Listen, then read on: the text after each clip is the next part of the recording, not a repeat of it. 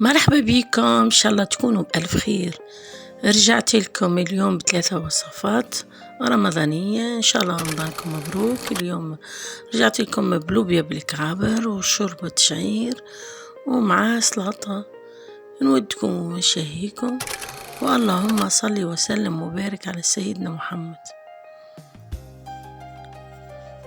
حطيت طنجرة فيها 2 لترات من الماء وخليتها يغلي باش نحط فيها 2 كعبات طماطم مرحيين ريحتهم، ومعاهم مغرفة طماطم كبيرة معجونة كما تشوفوا ريحتهم كعبات الطماطم حطيتها، وباش نحط معاهم مغرفة طماطم معجونة،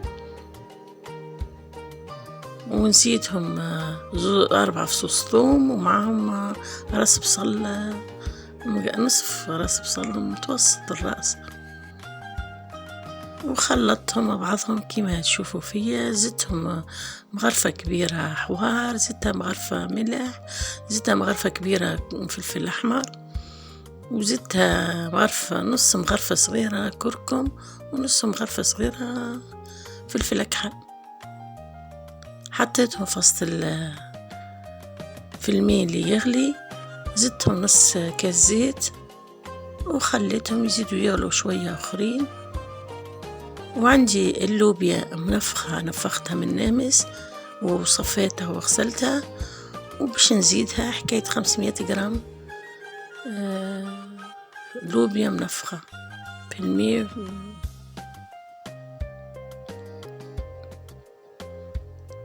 كما تشوفوا حطيتها في الماء اللي يغلي، وحركتها شوية وخليتها وغطيتها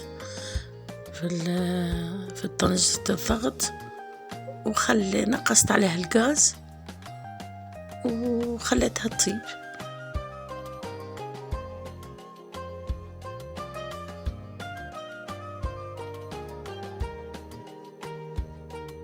وتعديت للكعبة، شريت 400 جرام لحم مفروم، مغرفة بصل مقطع اختياري، وفص ثوم مفروم حده، زدتها مغرفة كروية، مغرفة فلفل أكحل، ومغرفة كركم. زدتها 3 مغارف زيت، ونص مغرفة صغيرة ملح، وحركتهم مع بعضهم. خلطت مكونات الكوليكا بتاع اللحم المفروم باش يدخلوا في اللحم، وبعد بديت نشكل فيهم كويرات، لهم صغار لهم كبار.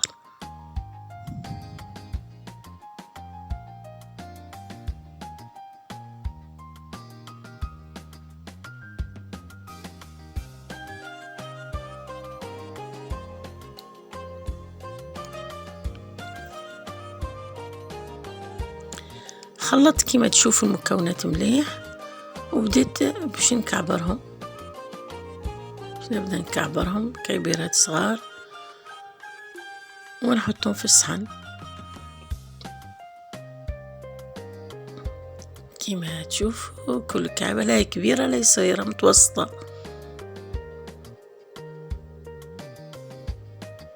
نكمل الخلوط الكل متاع اللحم المفروم، شديت نشكل فيهم كما تشوفوا كويرات.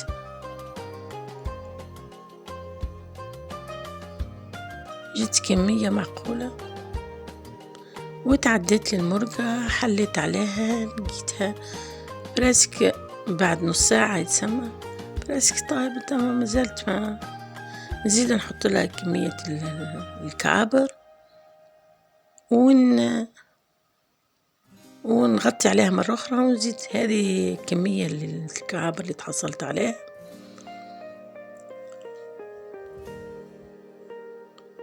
كما تشوفوا حطيتهم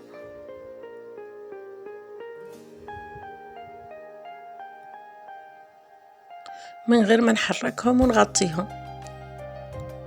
بعد ما نغطيها خليها تزيد تغلي مرة أخرى نص ساعة أخرى لين تخضر وتطيب.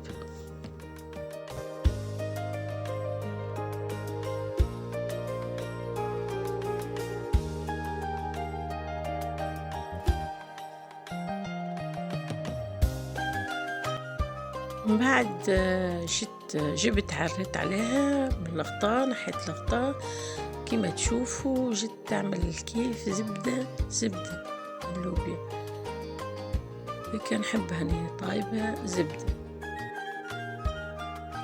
وطابت اللحم المفروم، الكعابر طابوا،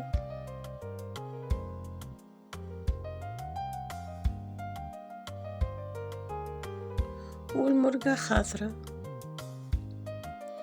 جبت زوز قرون فلفل قطعتهم كيما تشوفوا وحطيتهم، بعد ما طفيت عليها حطيتهم. وهذه اللوبيا متاعنا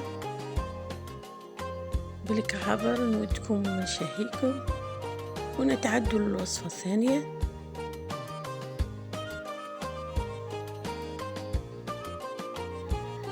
في الطنجرة حطيت شوية زيت، حكاية 3 مغارف زيت مخلط، زيت زيتونة وزيت نباتي.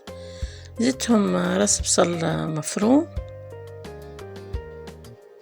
ومعاهم اللحم الدجاج، طريفات الدجاج مقطعتهم صغار حطيتهم باش نعمل شوربة شعير بالدجاج كيما تشوفوا، طريفات صغار.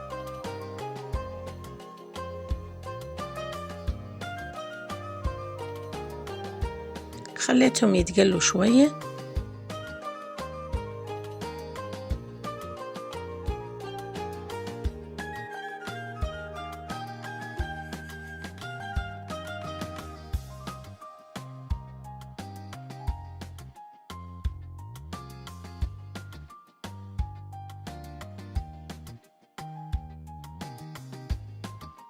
نزيدهم 2 فصوص ثوم مرحيين ونخليهم يتقلوا كيما تشوفوا فيا، نقليهم بالكدا.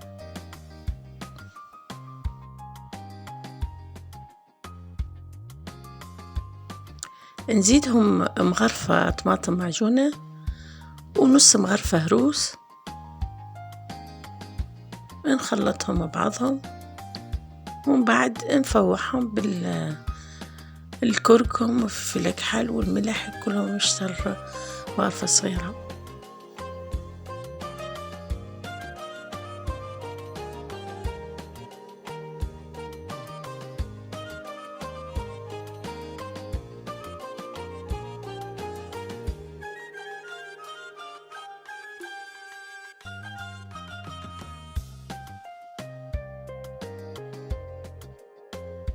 كما تشوفوا شطر مغرفة صغيرة فلفل أكحل، وشطر مغرفة صغيرة كركم، وشطر مغرفة صغيرة حوار، وشطر مغرفة صغيرة ملح.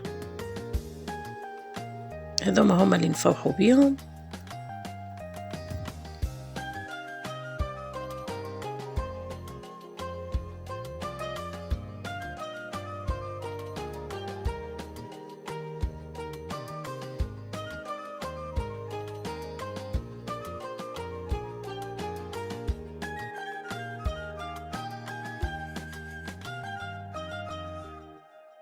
ومن بعد زدتها مرقتها بالماء، وحكاية إترا ونص ماء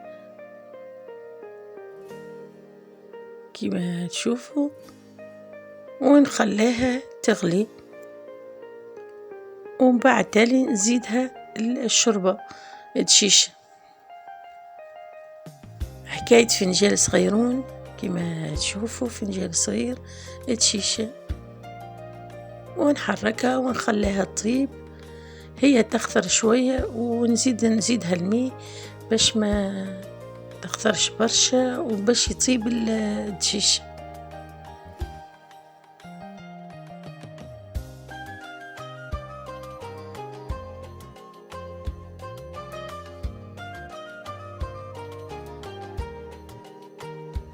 من بعد ما غلت شوية زدتها شوية كرافز وخليتها تزيد تطيب.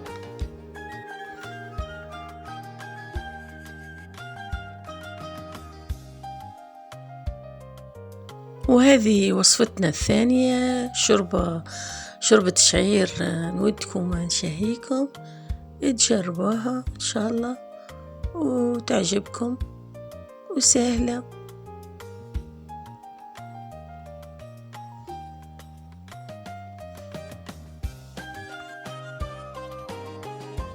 مع الشوربة واللوبيا يلزمنا نعملوا أروحة سلطة خضراء تونسية، نستحقوا طماطم، بصل، فلفل أخضر حلو، معاه فقوس،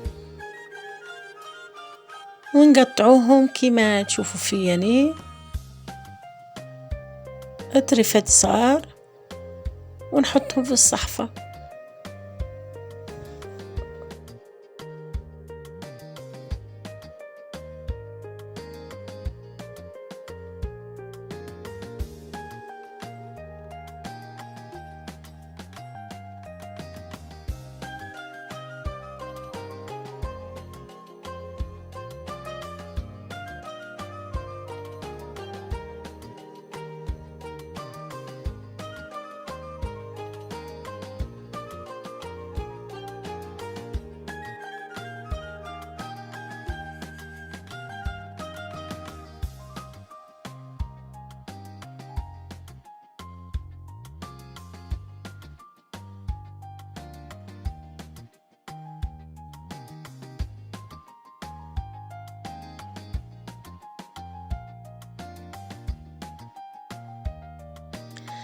كان عجبوكم الوصفات ما تنسوش باش تشجعوني وتشتركوا في قناتي وتفعلوا الجرس باش يوصلكم كل جديدي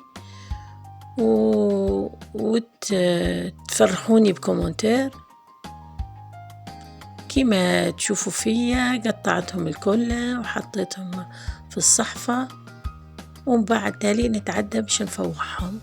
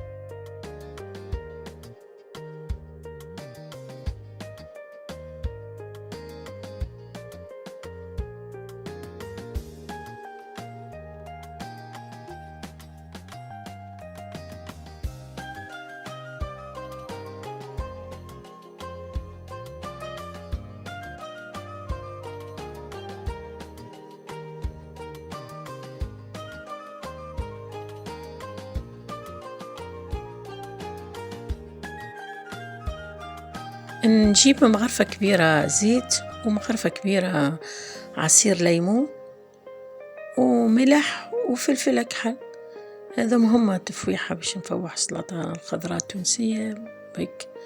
ومن بعد تاني نزيدهم مغرفة نعناع شايح.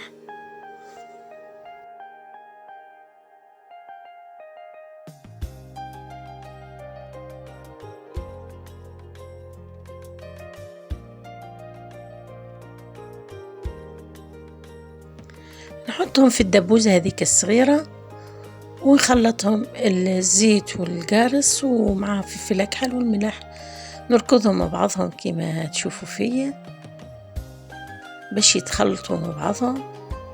ومن بعد تاني نصبهم في السلطة ونخلطها،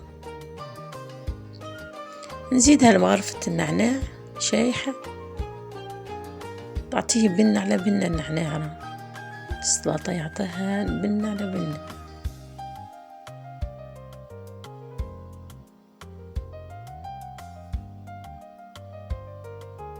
وهذه وصفتنا بتاع اليوم، نزينوها باللي تحبوا، زينتها بالزيتون أنا كاو، أما انتم تحبوا تعملوا لها العظام تعملوا لها التن اللي عندكم فيه. وهذا مواصفاتنا اليوم، لوبيا بالكعابر ومعها شوربة شعير بالدجاج ومعها سلطة تونسية خضراء. ونخليكم في أمان الله في فيديو آخر ووصفة أخرى إن شاء الله.